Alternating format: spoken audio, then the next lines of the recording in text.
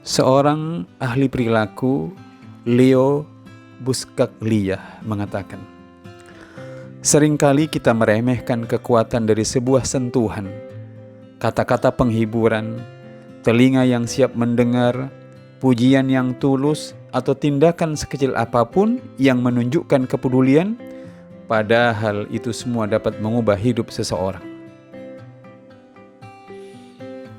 Banyak hal-hal yang kita anggap kecil dalam hidup ini, padahal jika kita pandai mengelolanya, hal-hal kecil itu bisa menciptakan perubahan hidup. Yang pertama, sentuhan.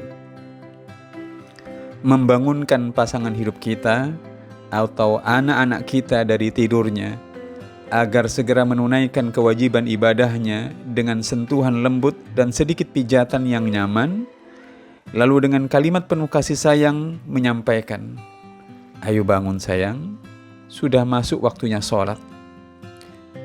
Ini akan sangat memberikan kenyamanan, penerimaan dan keinginan mengikuti ajakan kita tersebut dengan rasa suka dan senang. Ini juga berlaku antara kita dengan orang lain.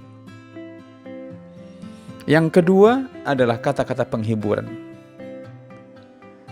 Walau semua orang ingin dirinya lebih baik dengan menyatakan siap menerima masukan, tetapi mereka selalu ingin mendengarkan kata-kata penghiburan terlebih dahulu sebelum mereka dikritik dan disalahkan dan diberi masukan.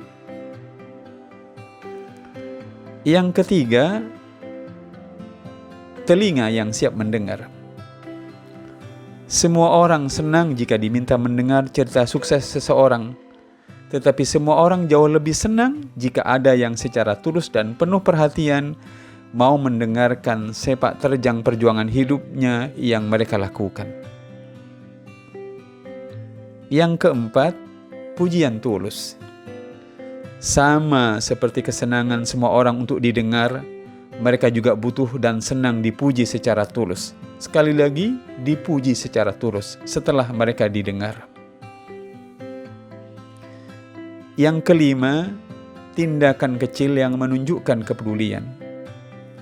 Ada banyak tindakan-tindakan kecil yang bisa kita lakukan pada orang-orang yang sedang berurusan dengan kita yang bisa membuat mereka menyukai kita. Yang pertama misalnya, menjabat tangannya dengan erat, diiringi tatapan wajah ceria kepadanya yang menunjukkan kita senang menerima kehadirannya. Atau yang kedua, menanyakan berbagai hal yang telah berhasil dicapainya sebagai prestasi hidup dan kita menampakkan rasa respek kepadanya. Yang ketiga bisa dalam bentuk menyampaikan terima kasih kita kepadanya atas berbagai bantuannya kepada kita. Yang keempat, bisa dalam bentuk mengantarkannya hingga masuk ke kendaraan yang ditumpanginya ketika mereka hendak pulang meninggalkan rumah kita, serta melepaskan kepergiannya dengan ucapan hati-hati di jalan, semoga selamat sampai kembali ke rumah, atau kalimat-kalimat lainnya yang serupa. Yang kelima bisa juga dalam bentuk mengambilkan minum buat mereka saat kita duduk makan bersama mereka. Itu beberapa hal tindakan kecil yang menunjukkan kepedulian. Semuanya itu bisa menjadikan kita meraih perubahan besar apabila tindakan-tindakan kecil di atas kita kerjakan dengan tulus, dengan konsisten, dan dengan sebaik mungkin.